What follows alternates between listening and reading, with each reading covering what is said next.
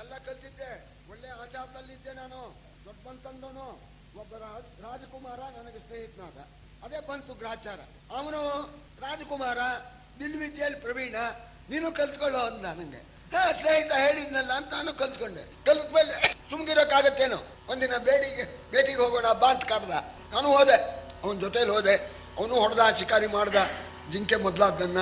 ನಾನು ಹೊಡೆಯೋ ಸಂದರ್ಭದಲ್ಲಿ ಒಬ್ಬ ಋಷಿ ಪಾಪ ಎಲ್ಲೋ ಮರದ ಮರೆಯಲ್ಲಿ ಕೂತಿದ್ದ. ಮೃಗಾಂತ ಮಾಡ್ಕೊಂಡು ಉಡಾಯಿಸೇ ಬಿಟ್ಟೆ. ಸತ್ತೆಯಿಂದ ಬಿದ್ದ ಅವ.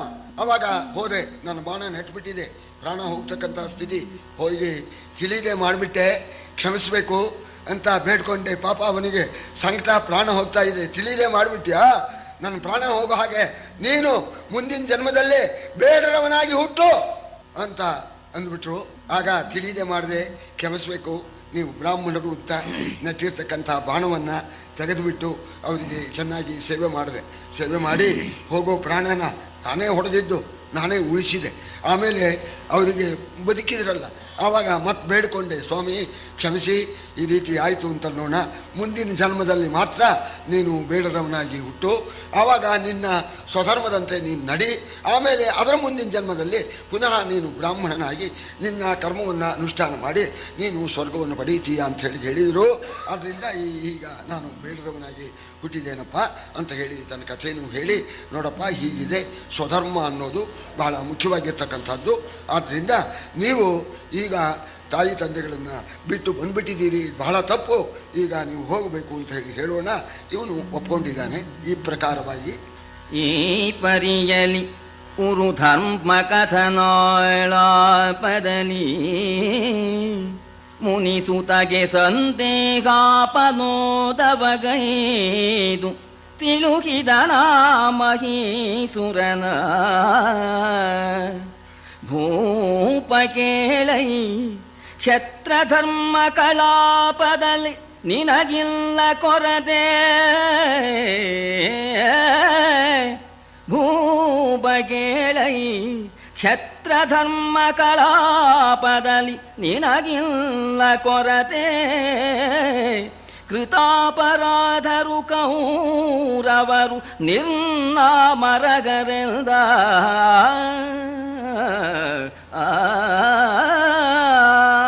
ಉಪದೇಶ ಮಾಡಿರ್ತಕ್ಕವನು, ಬೇಡರವನು, ಉಪದೇಶ ಪಡ್ಕೊಂಡವನು, ಶ್ರೇಷ್ಠ ಬ್ರಾಹ್ಮಣ, ವೇದವೇತ್ರು ಸಂದೇಹವನ್ನ, ಧಾರ್ಮಿಕ ವಿಷಯದಲ್ಲಿ ಏನೇನು ಸಂದೇಹ ಉಂಟಾಯ್ತೋ ಅಷ್ಟನ್ನು ನಿವಾರಣೆ ಮಾಡಿದ್ದಾನೆ ಆ ಧರ್ಮವ್ಯಾಧ.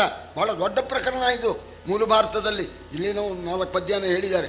ಏನೇನು ಸಂಶಯ ಬರುತ್ತೋ ಅಷ್ಟು ಕೇಳ್ತಾನೆ ಆ ಬ್ರಾಹ್ಮಣ, ಅಷ್ಟಕ್ಕೂ ಸಮರ್ಪಕವಾಗಿ ಉದಾಹರಣೆ ಕೊಡ್ತಾನೆ. ಧರ್ಮ ವಿಷಯಕವಾದ ಯಾವ ಸಂದೇಹವೂ ಇಲ್ಲದ ಹಾಗೆ ಹೇಳಿದ ಮೇಲೆ ನಾನು ನಿನ್ನಿಂದ ಉಪದೇಶ ಪಡೆದೆ, ಧನ್ಯನಾದೆ, ನೀನೇ ನನ್ನ ಗುರು ಕಣಪ್ಪ ಅಂತ ಪ್ರದಕ್ಷಿಣೆ ನಮಸ್ಕಾರ ಮಾಡಿಬಿಟ್ಟ ಅವನು. ಆ ಕೌಶಿಕ ಈ ಬೇಡರವನಿಗೆ ಪ್ರದಕ್ಷಿಣೆ ನಮಸ್ಕಾರ ಮಾಡಿ ನಾನು ಹೋಗ್ತೇನೆ, ಮಾತಾಪಿತೃ ಸೇವೆ ಮಾಡ್ತೇನೆ ಅಂತ ಹೇಳಿ ಹೊರಟೋದ ಅಂತ ಹೇಳಿ ಈ ಕಥೆಯನ್ನು ಹೇಳಿಬಿಟ್ಟು ಮಾರ್ಕಂಡೇಯರು ಹೇಳ್ತಾ ಇದ್ದಾರೆ, ಧರ್ಮರಾಜ ನೀನು ಸಾಮಾನ್ಯನಲ್ಲ ಕಣಪ್ಪ, ಕ್ಷತ್ರ ಧರ್ಮದಲ್ಲಿ ನಿರತನಾಗಿದ್ದೀಯ, ಆದರೆ ಮಹಾಧರ್ಮಿಷ್ಠ ನೀನು, ಧರ್ಮವನ್ನು ಮೀರ್ತಕ್ಕಂಥವನಲ್ಲ, ನಿನ್ನ ಶತ್ರುಗಳೆಲ್ಲ ನಾಶವಾಗಿ ಹೋಗ್ತಾರೆ, ಯಾವ ವಿಧವಾಗಿರ್ತಕ್ಕಂಥ ಕೊರತೆನೂ ನಿನ್ನಲ್ಲಿ ಇಲ್ಲ, ನಿನ್ನ ಧರ್ಮವೇ ನಿನ್ನನ್ನು ಕಾಪಾಡುತ್ತೆ ಅಂತ ಮಾರ್ಕಂಡೇಯರು ಹೇಳ್ತಾ ಇದ್ದಾರೆ. ಬಾಹುಬಲ ಬಲವಲ್ಲ ದೈವದ್ರೋಹಿಗಳಿಗೆ, ಬಾಹುಬಲ ಬಲವಲ್ಲ ಸುಧರ್ಮನಿಷ್ಠರ ಸಾಗಸವು ಕಿರಿದಾದೊಡೆಯು ಕೊಯ್ವರು ವಿರೋಧಿಗಳ. ಆಗರಾತ್ಮಜ ಸುಳೆತನದ ವ್ಯೂಹದಲ್ಲಿ ತಾರಕನ ನಿಕ್ಕನೆ, ಆಗರಾತ್ಮಜ ಸುಳೆತನದ ವ್ಯೂಹದಲ್ಲಿ ತಾರಕನ ನಿಕ್ಕನೆ. ಆಗವದ ಜಯ ಸಿರಿಯು ಧರ್ಮದ ಬೆನ್ನಲಿಗುದೋ, ಆಗವದ ಜಯ ಸಿರಿಯು ಧರ್ಮದ ಬೆನ್ನಲಿಗುದೆಂದ. ಬಾಹುಬಲ ಬಲವಲ್ಲ ದೈವದ್ರೋಹಿಗಳಿಗೆ ಅಂತ. ದೈವದ್ರೋಹಿಗಳು ಯಾರಿದ್ದಾರೋ ಅವರಿಗೆ ಬಾಹುಬಲ ಇರಬಹುದು, ಅದು ಬಲವಾಗೋದೇ ಇಲ್ಲ ಅಂತ. ಬಲ ಕಮ್ಮಿ ಇದ್ರೂ ಕೂಡ ಯಾರಿಗೆ ದೈವ ಬಲ, ಅದೃಷ್ಟ ಬಲ ಇದೆಯೋ ಅವನು ಬಲದಲ್ಲಿ ಕಮ್ಮಿ ಇದ್ರೂ ಕೂಡ ಅವನೇನೆ ಗೆಲ್ತಾನೆ. ಗರಗಸ ಕೃಷವಾಗಿದ್ರೂ ಮರನ ಗರ ಕೊಯ್ದಾಕ್ಬಿಡುತ್ತೆ. ಕೃಷತ್ವ ಅಲ್ಲಿ ಮುಖ್ಯವಲ್ಲ. ಪರಮೇಶ್ವರನ ಮಗ ಷಣ್ಮುಖ ಕುಮಾರಸ್ವಾಮಿ 16 ದಿವಸದಲ್ಲೇ ಆ ವ್ಯೂಹಕ್ಕೆ ಪ್ರವೇಶ ಮಾಡಿಬಿಟ್ಟ. ತಾರಕಾಸುರ ಅಂದ್ರೆ ಅದು ಸಾಮಾನ್ಯನಲ್ಲ. ತಾರಕನ ಯುದ್ಧ ಅಂದ್ರೆ ಅದು ಏನು ಕೋಟಿ ರಾಕ್ಷಸರು ಆ ವ್ಯೂಹದ ಒಳಗೆ ಪ್ರವೇಶ ಮಾಡಿ ಸಣ್ಣ ಶಿಶುವಾಗಿದ್ದ ಕೊಂದಾಕ್ಬಿಟ್ಟ. ಈ ಕುಮಾರಸ್ವಾಮಿ ಅವರೆಲ್ಲರನ್ನೂ ಕೂಡ ಕೊಂದಾಕಿದ್ದಾನೆ. ಆದ್ದರಿಂದ ಜಯ ಎಲ್ಲಿದೆಯಪ್ಪ ಅಂದ್ರೆ ಧರ್ಮದ ಬೆನ್ನಲ್ಲಿ ಇದೆ ಅಂತ ಅದನ್ನೇ ಹೇಳ್ತಾರಲ್ಲ, ಯಥೋ ಧರ್ಮ ತಥೋ ಜಯ ಎಂದು ಮಾರ್ಕಂಡೇಯ ಮುನಿ ಯಮನಂದನನು ಇತಿಹಾಸ ಕಥೆಗಳಂತ ಬಿಟ್ಟನು ಚಿತ್ತವನು. ಖಯಖೋಡಿಗಳ ಕಳೆದು ಕಂದು ಕಸರಿಕೆ ಏಕೆ ನಿಮಗೆ, ಕಂದು ಕಸರಿಕೆ ಏಕೆ ನಿಮಗೆ ಮುಕುಂದನೊಲವಿದೆ, ನಿಮಗೆ ಮುಕುಂದನೊಲವಿದೆ ಬಯಕೆ ಬೇರೇಕೆ, ನಿಮಗೆ ಮುಕುಂದನೊಲವಿದೆ ಬಯಕೆ ಬೇರೇಕೆಂದು ಮಾರ್ಕಂಡೇಯ ನಾರದರು ಅಡರಿದರು ನಭವ. ಈ ಪ್ರಕಾರವಾಗಿ ಮಾರ್ಕಂಡೇಯರು ಎಷ್ಟೋ ಬ್ರಹ್ಮಕಲ್ಪವನ್ನ ಪ್ರಳಯಗಳನ್ನ ನೋಡಿರ್ತಕ್ಕಂಥವರು. ಧರ್ಮರಾಜನಿಗೆ ನಾನಾ ವಿಧವಾದ ಕಥೆಗಳನ್ನು ಹೇಳಿ ಧರ್ಮರಾಜನಿಗೆ ರಾಜ್ಯ ಕಳ್ಕೊಂಡಂಥ ಆ ದುಃಖ ಯಾವುದು ಬರಬಾರದು, ಮನಸ್ಸಿಗೆ ಇರಬಾರದು, ಆ ರೀತಿಯಾಗಿ ಸಮಾಧಾನ ಪಡಿಸಿ ಕೊನೆಯಲ್ಲಿ ನೀವೇ ಗೆಲ್ತೀರಪ್ಪ, ಪರಮಾತ್ಮನ್ನ ನೀವು ನಂಬಿಟ್ಟಿದ್ದೀರಿ, ಇದಕ್ಕಿಂತ ಹೆಚ್ಚಾದ್ದೇನಿದೆ ಮನಸ್ಸಿನಲ್ಲಿ, ನೀವು ಯಾವ ಕುಂದು ಕೊರತೆಯನ್ನು ಇಟ್ಕೋಬೇಡಿ ಅಂತ ಹೇಳ್ತಾ ಇದ್ದಾರೆ. ಮುಕುಂದನ ಒಲಮೆ ಇದು ಒಂದೇ ಸಾಕು, ಒಂದದ್ದಲ್ಲ ಬರಲಿ, ಗೋವಿಂದನ ದಯವಿರಲಿ, ಈ ಭಗವಂತನ ದಯ ನಿಮ್ಮ ಮೇಲೆ ಸಂಪೂರ್ಣವಾಗಿ ಇದೆ, ಇದು ಒಂದನ್ನು ನಂಬಿಡಿಪ, ನಿಮಗೆ ಶ್ರೇಯಸ್ಸಾಗತ್ತೆ ಅಂತ ಮಾರ್ಕಂಡೇಯ ನಾರದರು ಹೇಳಿಬಿಟ್ಟು ನಾವು ಬರ್ತೇವೆ ಅಂತ ಹೇಳಿ ಹೊರಡೋದಕ್ಕೆ ಸಿದ್ಧರಾಗೋಣ. ಪಾಂಡವರು ಅವರಿಗೆ ನಮಸ್ಕಾರ ಮಾಡಿದ್ದಾರೆ, ಅವರಿಗೆ ಆಶೀರ್ವಾದ ಮಾಡಿ ಭಗವಂತ ಒಳ್ಳೆಯದು ಮಾಡ್ತಾನೆ ಅಂತ ಹೇಳಿ ನಾರದ ಮಾರ್ಕಂಡೇಯರು ಅಂತರಿಕ್ಷಕ್ಕೆ ಅಡರಿಬಿಟ್ರು. ಆಮೇಲೂ ಕೆಲವು ದಿವಸ ಕೃಷ್ಣ ಆ ಪಾಂಡವರ ಜೊತೆಯಲ್ಲಿ ವಾಸ ಮಾಡ್ತಾ ಇದ್ದಾನೆ. ಒಂದು ದಿವಸ ಅರಸ ಕೇಳೈ ದ್ರೌಪದಿಗೆ ಹರಿಯರಸಿ ನುಡಿದಳು ಸತ್ಯಭಾಮ ಸರಸಿ ಜಾನನೆ, ನಗೆ ನುಡಿಯ ಸಮ್ಮೇಳ ಖೇಳದಲ್ಲಿ ಅರಸಿ ಕೌತುಕವೆನಗೆ, ಅರಸಿ ಕೌತುಕವೆನಗೆ ನೀನೈವರಿಗೆ ಸತಿ ವಲ್ಲಭರ ಚಿತ್ತಾಕರುಷಣವು ನಿನಗೆಂತು ಸೇರಿಗುದು,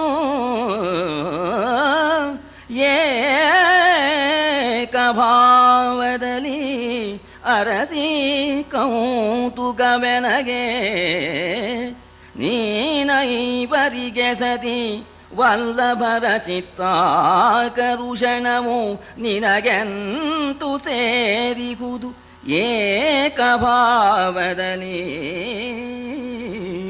ದ್ರೌಪದಿ ಸತ್ಯಭಾಮ ವಿನೋದವಾಗಿ ಮಾತಾಡ್ತಾ ಕಾಲಹರಣ ಮಾಡ್ತಾ ಇದ್ದಾಳೆ. ಅವಳು ಒಂದು ತಿಂಗಳಿಂದ ನೋಡ್ತಾ ಇದ್ದಾಳೆ ಆ ಪಾಂಡವರ ಆ ದ್ರೌಪದಿ ವಿಷಯದಲ್ಲಿ ಯಾವ ರೀತಿ ಇದ್ದಾರೆ ಅಂತ ಅನ್ನೋದನ್ನು ನೋಡಿದ್ದಾಳೆ. ಅವಳಿಗೆ ಆಶ್ಚರ್ಯವಾಗಿಬಿಟ್ಟಿದೆ. ಎಲ್ಲ 5 ಇದ್ದಾರೆ, ಇವಳು ಒಬ್ಬಳೆ 5 ವಶ ಮಾಡ್ಕೊಂಡ್ಬಿಟ್ಟಿದ್ದಾಳಲ್ಲ, ಇವಳು ಹೇಳಿದಾಗ ಅವ್ರು ಕೇಳ್ತಾ ಇದ್ದಾರಲ್ಲ, ಏನಿರ್ಬೋದು ಅಂತ ಕುತೂಹಲ. ಯಾಕೆಂದ್ರೆ ಇವರು 16,000 ಜನ ಕೃಷ್ಣನ ಹತೋಟಿ ಮಾಡೋಕ್ಕಾಗಿಲ್ಲ, ಎಲ್ಲ ಒಬ್ಬಳು 5 ಆಕರ್ಷಣೆ ಮಾಡ್ಕೊಂಡಿದ್ದಾಳಲ್ಲ, ಏನಿರ್ಬೋದು, ಬಹಳ ಆಶ್ಚರ್ಯ ಅವಳಿಗೆ. ಆಶ್ಚರ್ಯವಾಗಿ ಕೇಳೇ ಬಿಟ್ಲು, ದ್ರೌಪದಿ ಒಂದು ವಿಷಯ ನೀನು ಹೇಳಬೇಕು, ನನಗೆ ಬಹಳ ಕುತೂಹಲವಾಗಿದೆ. ಅಷ್ಟು ದಿವಸದಿಂದ ನಾನು ನೋಡ್ತಾ ಇದ್ದೇನೆ 5 ಜನ ವಲ್ಲಭರು ಕೂಡ ನಿನ್ನ ಮನಸ್ಸಿನಂತೆಯೇ ನಡೀತಾ ಇದ್ದಾರೆ, ಆ 5 ಕೂಡ ಹತೋಟಿ ಮಾಡ್ಕೊಂಡ್ಬಿಟ್ಟಿದೆಯಲ್ಲ, ಯಾತರಿಂದ ಮಾಡ್ಕೊಂಡಿದೀಯ ನಂಗೂ ಹೇಳು, ನಾನು ಅದನ್ನು ಮಾಡ್ಕೊಳ್ತೇನೆ. ಮಂತ್ರ ಸಿದ್ಧಿಯೋ ಮೇನು ಶಾಬರ ಯಂತ್ರ ರಕ್ಷೆಯೋ ಮೇನ್ವರಂಶಧ ತಂತ್ರ ತಿಲಕವೋ ರಮಣರಿವರ ಈವರ ವಶೀಕರಣ ಯಂತ್ರಮಯ ಹೂಕೆಗಳು ನೃಬರು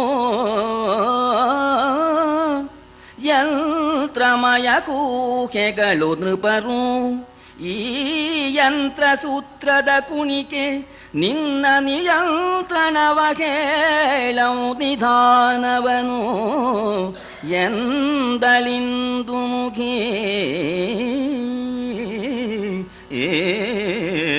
ಯಾವುದಾದರೂ ಮಂತ್ರವನ್ನ ಉಪದೇಶ ತಗೊಂಡು ದಿನ ಆ ಮಂತ್ರ ಹೇಳಿ ಆ ಮಂತ್ರದ ಸಿದ್ಧಿಯಿಂದ ಐವರನ್ನು ವಶ ಮಾಡ್ಕೊಂಡಿದೆಯೋ, ಅಥವಾ ಈ ಶಾಬರ ವಿದ್ಯಾ ಅಂತ ಇದೆ, ಮಾಯಾವಿದ್ಯಾ ಅಂತ, ಅವರು ಯಂತ್ರ ಅಂತ ಮಾಡಿಕೊಡ್ತಾರೆ, ಅಂತ ಆ ಯಂತ್ರ ಏನಾದ್ರು ಕಟ್ಕೊಂಡಿದೀಯಾ?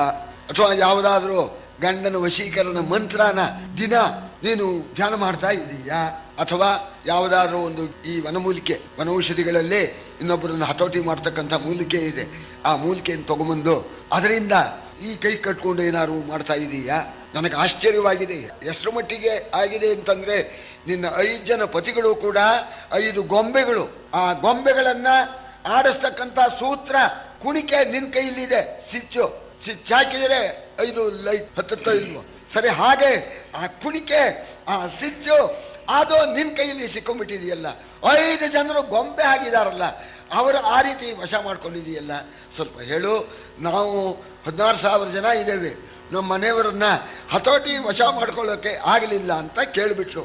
ಕೇಳಿದಾಗ ಅವಳು ದ್ರೌಪದಿಗೆ ಬೇಜಾರಾಗ್ಬಿಡ್ತು. ಅಮ್ಮ, ಕೃಷ್ಣನ ರಾಣಿಯಾಗಿ ಅಮ್ಮ ನೀ ಮಾತು ಕೇಳಬಹುದೇನಮ್ಮ? ಅಲ್ಲ, ಯಂತ್ರ ಮಾಡ್ತಾ ಇದೀಯೋ, ತಂತ್ರ ಕಟ್ಕೊಂಡಿದೀಯೋ, ಕಟ್ಕೊಂಡಿದೀಯೋ, ಮಂತ್ರ ಹೇಳ್ತಾ ಇದೀಯೋ ಅಂತಂದ, ಗಿಡಮೂಲಿಕೆನೋ ಅಂತ ಅಂದ್ಬಿಟ್ಟಿಯಲ್ಲ. ಅಂಥ ಕೆಲಸ ಯಾರು ಮಾಡ್ತಾರೇನಮ್ಮ?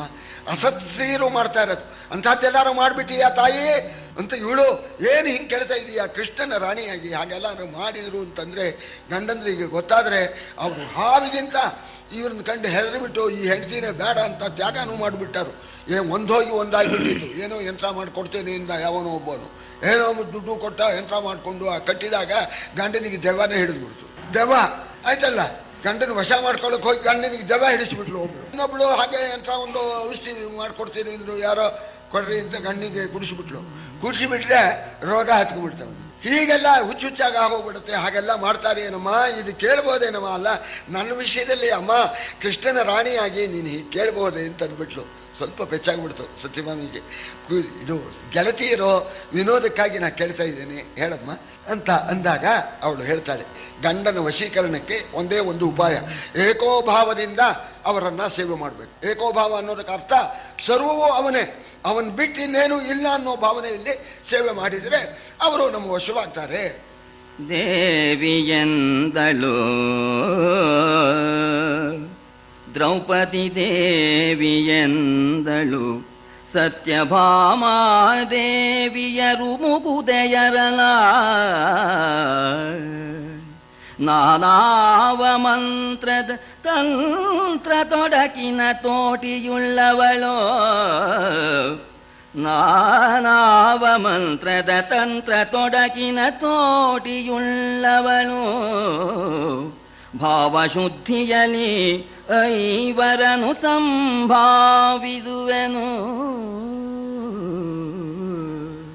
ಭಾವಶುದ್ಧಿಯಲಿ ಐವರನು ಸಂಭಾವಿಸುವೆನು, ಅವರವರ ಚಿತ್ತದ ಭಾವವರಿದುಪಚರಿಸುವೆನು ಚತುರತೆಯ ಚಾಲಿಯಲಿ. ಯಾವ ಮಂತ್ರ ತಂತ್ರದೋಳು ಅಲ್ಲ, ಯಾವ ಗಿಡಮೂಲಿಕೆಯನ್ನು ನಾನು ಕಟ್ಕೊಂಡಿಲ್ಲ. ಭಾವಶುದ್ಧಿಯಿಂದ ಐವರನ್ನು ನಾನು ಸೇವೆ ಮಾಡ್ತಾ ಇದ್ದೇನೆ. ಮನಃಶುದ್ಧವಾಗಿ ಏಕೋಭಾವನೆಯಿಂದ ಅವರ ಸೇವೆ ನಾನು ಮಾಡ್ತಾ ಇದ್ದೇನೆ. ಅವರ ಮನಸ್ಸಿನ ರೀತಿ ಏನು ಅಂತ ತಿಳ್ಕೊಂಡ್ಬಿಟ್ಟು ನಾನು ಅವರ ಸೇವೆಯನ್ನ ಮಾಡ್ತಾ ಇದ್ದೇನೆ. ಮುಖ್ಯವಾಗಿ ಪತಿಗಳನ್ನು ವಶ ಮಾಡ್ಕೋಬೇಕಾದ್ರೆ ಆ ಸತಿ ಯಾವ ರೀತಿ ಇರಬೇಕು, ನಾನು ಆ ರೀತಿ ಇದ್ದೇನೆ ಹಾಗೆ ಇರಬೇಕು ಅಂತ. ಅಹಂಕಾರಂ ವಿಹಾಯಾಹಂ ಕಾಮಕ್ರೋಧೌ ಚ ಸರ್ವದಾ ಸದಾರಾನ್ ಪಾಂಡವಾನ್ ನಿತ್ಯಂ ಪ್ರಯತ ಉಪಚರಾಮ್ಯಹಂ. ಅಹಂಕಾರ ಮೊದಲು ಬಿಟ್ಬಿಡ್ಬೇಕು. ನಾನ್ ದೊಡ್ಡೋಳು ಅನ್ನೋ ಆ ಭಾವನೆ ಅದೇ ಬಹಳ ಕೆಡಕಿಂದು. ಗಂಡನ ಮುಂದೆ ಗಂಡನಿಂದ ನಾನು ಅಂತ ಆ ಭಾವನೆ ಬರಬೇಕು. ಅಹಂಕಾರವನ್ನ ಬಿಟ್ಬಿಡ್ಬೇಕು. ಕಾಮ ಕ್ರೋಧ ಎರಡನ್ನೂ ಕೂಡ ಬಿಟ್ಬಿಡ್ಬೇಕು. ಪಾಂಡವರನ್ನ ಸೇವೆ ಮಾಡ್ತಾ ಇದ್ದೇನೆ. ಹೇಗೆ ಸೇವೆ ಮಾಡ್ತೇನೆ? ಸದಾರಾನ್ ಅಂತ ಬೇರೆ ಪತ್ನಿಯರಿದ್ದಾರೆ, ಅವ್ರ ಸೇವೆನೂ ಮಾಡ್ತೇನೆ. ಆ ಸವತಿ ಮಕ್ಕಳಿರ್ತಾರೆ, ಆ ಮಕ್ಕಳನ್ನ ನಮ್ಮ ಮಕ್ಕಳನ್ನಾಗಿ ನಾನು ನೋಡ್ಕೊಳ್ತಾ ಇರ್ತೇನೆ. ಮತ್ತೂನು ಪಾಂಡವರ ತಾಯಿ ಇದ್ದಾರೆ, ನಮ್ಮ ಅತ್ತೆ ಕುಂತಿದೇವಿ, ಅವರನ್ನ ತಾಯಿ ಹಾಗೆ ಸೇವೆ ಮಾಡ್ತಾ ಇದ್ದೇನೆ. ಅದು ಮಾಡಿದ್ರೆ ಅವ್ರಿಗೆ ಸಂತೋಷ. ಗಂಡನ ಸೇವೆ ಮಾಡ್ತೇನೆ, ಗಂಡನ ಅಮ್ಮ ಅಪ್ಪ ಓಡಿಸಿಬಿಡ್ತೀನಿ ಅಂದ್ರೆ ಹಿಂಗ್ ಮಾಡಿದ್ರೆ ಆಗತ್ತೇನು? ಅದಕ್ಕೆ ಅದು ಬಹಳ ಮುಖ್ಯ. ಕುಂತಿಯನ್ನ ಆ ರೀತಿಯಾಗಿ ನಾನು ಸೇವೆ ಮಾಡ್ತಾ ಇದ್ದೇನೆ. ಪ್ರಥಮಂ ಪ್ರತಿಬುದ್ಧ್ಯಾಮಿ ಚರಮಂ ಸಂವಿಶಾಮಿ ಚ. ನಾನು ಗಂಡ ಹೇಳೋದಕ್ಕೆ ಮೊದಲು ಹೇಳ್ತೇನೆ, ಎದ್ಬಿಟ್ಟು ಮನೆ ಕೆಲಸನೆಲ್ಲ ಎಲ್ಲ ಮಾಡ್ಕೊಳ್ತೇನೆ. ಆಮೇಲೆ ಚರಮಂ ಸಂವಿಶಾಮಿ ಚ, ಗಂಡ ಊಟ ಮಾಡಿ ರಾತ್ರಿ ಮಲಗಿದ ಮೇಲೆ ನಾನು ಮಲಗ್ತೇನೆ. ನಿತ್ಯ ಕಾಲಂ ಅಹಂ ಸತ್ಯೆ ಏತತ್ ಸಮ್ಮನನಂ ಮಮ. ಇದೇ ಗಂಡನ ವಶೀಕರಣದ ಉಪಾಯ.